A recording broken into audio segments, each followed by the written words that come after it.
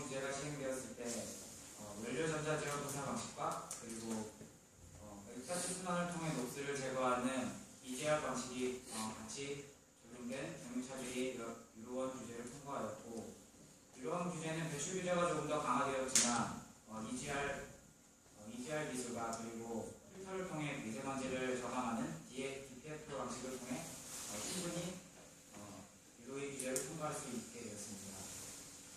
그리고 유로 3 규제에서는 연료의 분사 시기뿐만 아니라 연료의 양을 조절하는 CRDI 기술이 발전이 되어서 이 기술과 DPF 기술이 동시에 사용된 경유차들이 유로 3 규제를 통과하게 되었습니다. 조금 더 까다로운 유로 4 규제가 시행되면서 자동차에서들은 이러한 기술들을 복합적으로 사용하게 되었습니다.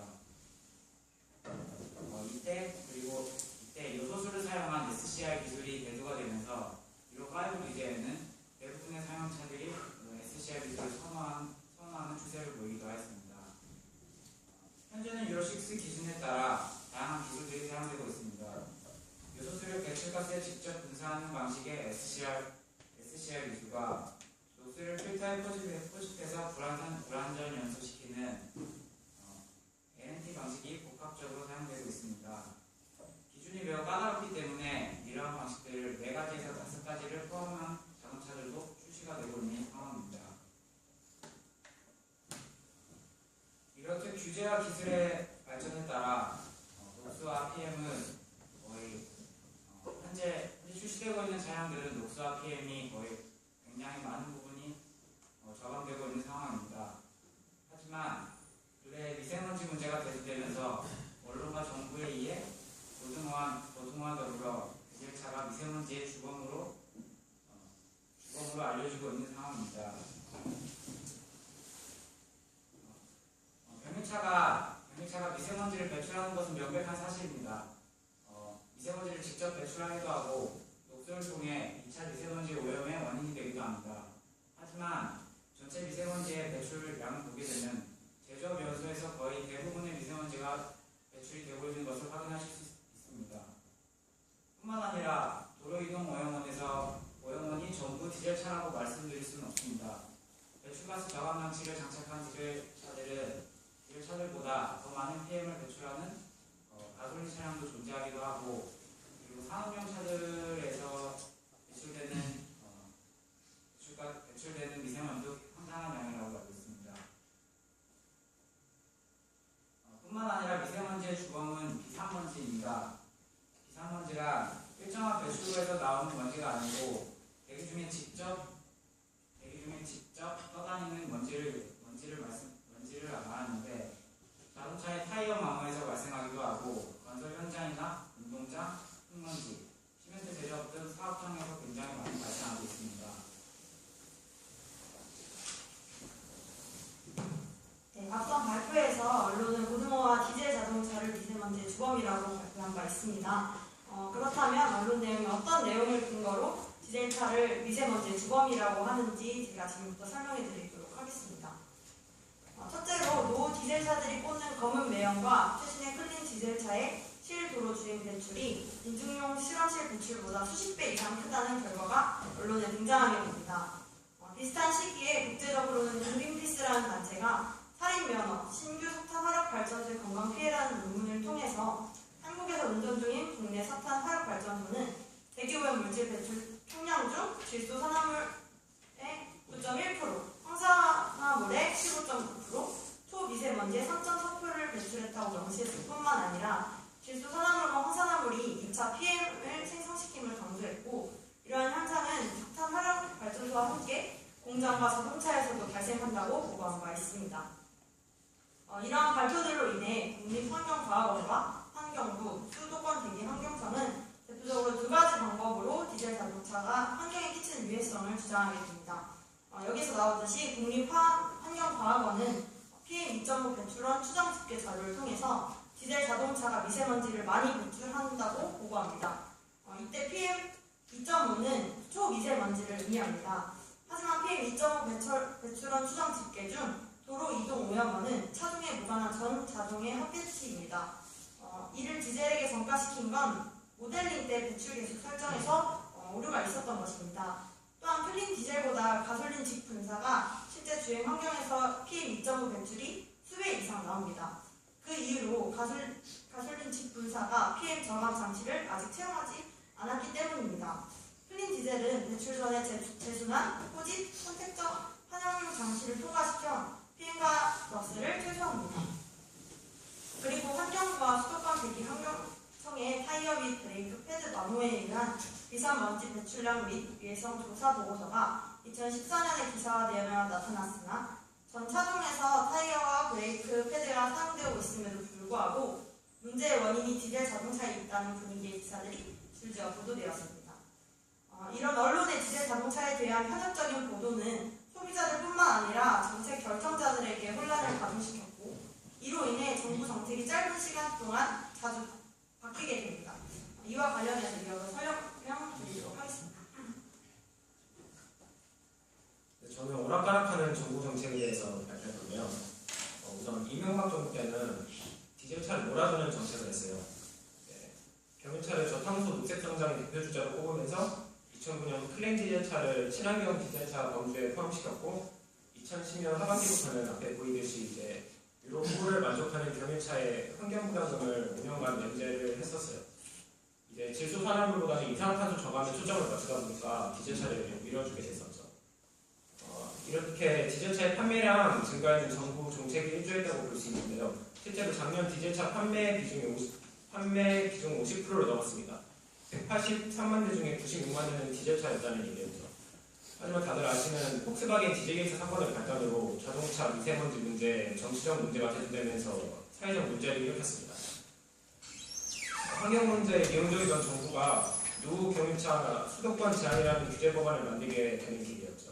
이제 이 법안에 따르면 노후 경유차는 2019년까지 21만 2천 대가 단계적으로 폐차되고 그리고 저공행 장치 미장착 경유차는 2017년부터 수도권에 진입을 할 수가 없게 됩니다. 또한 경유버스는 CNG 차량으로 대거 대체되고 친환경 차량이 2020년까지 30%로 늘게 됩니다. 유로6가 나왔을 때까지만 해도 국내에서는 크게 체감하지 못하는 상황이었는데요. 최근 폭스바겐 사건과 심각해진 미세먼지 대기오염 문제가 겹쳐지면서 환경오염에 대해 관심을 갖게 되었습니다. 이런 사건 때문인지는 모르겠지만 정부의 미세먼지 대책 발표안을 보면 미세먼지의 주범을 경유차로 몰아가는 경향이 있는 것 같아요. 앞에서 보았듯이 미세먼지의 주범은 경유차가 아닌데도 말이죠. 디젤차를 친환경차에 넣었던 정부는 이제 환경오염에 대해 책임을 전가하고 있습니다.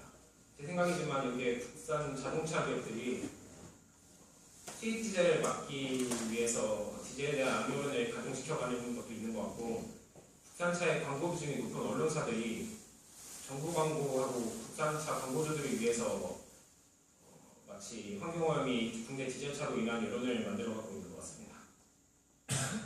이제 이런 여론과 더불어서 정부의 부처별 해법도 제각각인데요. 우선 환경부는 경유값을 인상하자고 합니다.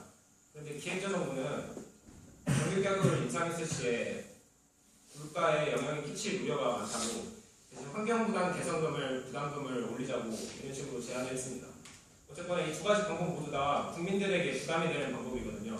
본질적으로 해결되는 것이 아니라 경유차를 탈 수밖에 없는 구조를 정부가 만들어 놓고 이제 와서 클린 디젤이라고 각종 혜택은 다 주고 이제 와서 국민들에게 해결하라고 하고 있습니다. 우리가 이를 벌렸지만 해결할 방법으로 세금을 높일 거니까 비싼 돈 주기 싫으면 경유차 타지 마 이런 식인 거죠. 물론 여론이 악화되자 실행하지 않는 걸로 알고 있지만 그 소비자에게 책임을 돌리는 것이 문제라고 생각합니다. 또한 환경부는 디젤차를 환경오염의 주범으로 보고 있어서 12월 1일부터 경유연료를 사용하는 저공해차의 질소 산화물 배출 환경을 또 3.1배 강화시키고 미세먼지 기준도 2.2배 강화시켰어요. 그래서 사실상 경유차는 저공해차 인증을 받기 어려워졌고 미세먼지 문제가 전 국민의 관심사로 불거지면서 클린 디젤 정책을 사실상 거둔 것이나 마찬가지입니다. 이러한 일이 발생한 이유로는 표면상으로는 수입 차량 판매량의 60%가 클린 디젤이 차지하고 있어서 혜택을 받는 차량이 너무 많다고 본 것도 있을 것이고 이거는 조금 민감한 문제지만 환경부 출신의 고위공무원들하고 환경부 장관들이 퇴직하면 어디로 가는지 많이 모르실 텐데 제가 알아본 바는 놀랍게도 대한가스협회나 LPG 회사로 가는 경우가 많다고요. 때문인지 모르겠으나 세계 대부분에서 규제하는 메탄에 대한 어떠한 규제도 없고요. 과연 환경부가 국내 환경 개선을 위해서 이런 책임의식이나 의지가 있는지조차 의심할 수밖에 없는 부분입니다. 그리고 아직 시행된 정책은 아니지만 내년부터 실도로 주행을 표준으로 한 검사를 시행한다고 해요. 이렇게 정책은 점점 더 계속 엄격해지고 있고 지자체는 점점 더 친환경적으로 바뀌어갈 수밖에 없다고 생각합니다.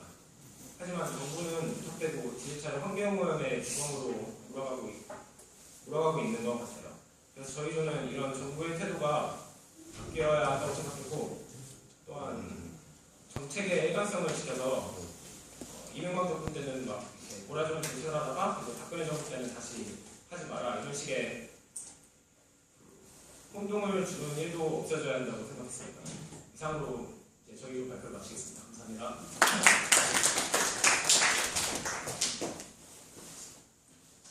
질문 받겠습니다.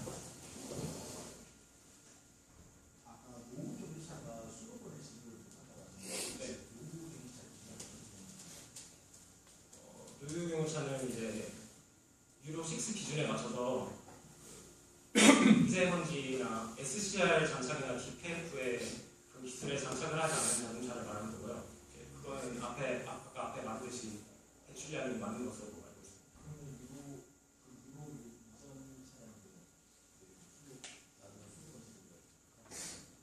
네, 그래서 이제 정책으로 그거 배출량 그 장착하는 기계를 정부에서 도와주는 걸로 알고 있어요. 이제 지원금을 90% 이상 지원해주고 10%는 그 사용자들이 부담을 하는 걸로 알고 있습니다.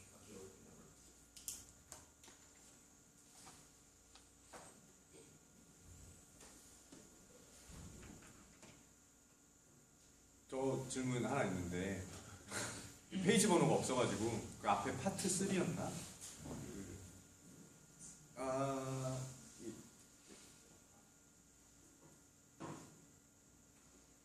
여기서 다시 뒤로 가주실래요? 여기인 것 같습니다.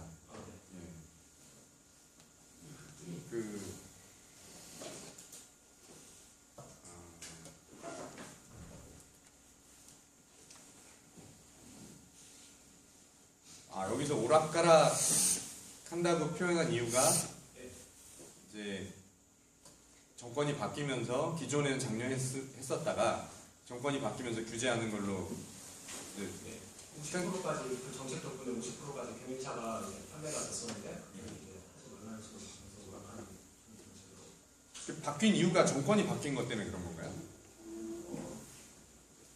네, 그런 정권이 바뀌어서라기보다는 그 사이에 폭스바겐 사태가 있었잖아요. 그 영향이 가장 큰 것으로 전달되는. 그러면 정부의 잘못인가요?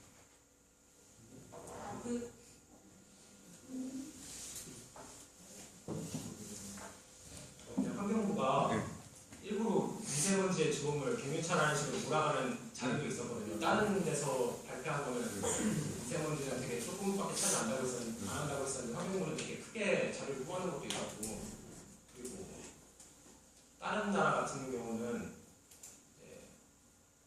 차라리 처음부터 아예 경유값이 미국 같은 경우는 경유값이 아예 처음부터 높아가지고 경유차의 판매율이 미국에서 차지하는 경유차의 비율이 1%도 안 된다고요. 중국도 그렇고. 우리나라는 이렇게 50%까지 올린 상태에서 갑자기 또 이렇게 정책을 탁 바꿔버리면 피해를 받는 사람이 늘으니까 그것도 서민들에게 책임을 전가하는 거잖아요. 그런 부분에서 문제가 있다고 생각합니다. 사실 제가 의도했던 거는 기술적인 내용을 베이스로 해서 어떤 내연 성분이 나왔을 때 산성비를 내리게 한다던가 토양을 오염시킨다던가 사람한테 해를 끼친다던가 이런 수준이 얼마나 개선됐고 걱정을 해야 되는 수준인지 사실상 걱정 안 해야 되는 수준인지 사실 그런 얘기 포함이 돼 있었긴 했는데 그런 내용 외에 좀 투쟁적이네요. 저는 정부가 잘못했다고 생각하지 않아요. 저는 절대 그렇게 생각하지 않는데 되게 좀 민감한 발언이 되게 많아가지고 어디까지 지금 근거가 좀 정말 사견인 건지 인터넷에서도 많이 참조하는데 뭐 인터넷 여론은 뭐 안 좋을 수 있겠지만 뭐 발표를 하려면 뭔가 근거를 제시해야 되는데 뭐 환피아 얘기도 했고 되게 좀 위험해 보이는 발표였습니다. 고생 많았습니다. 예.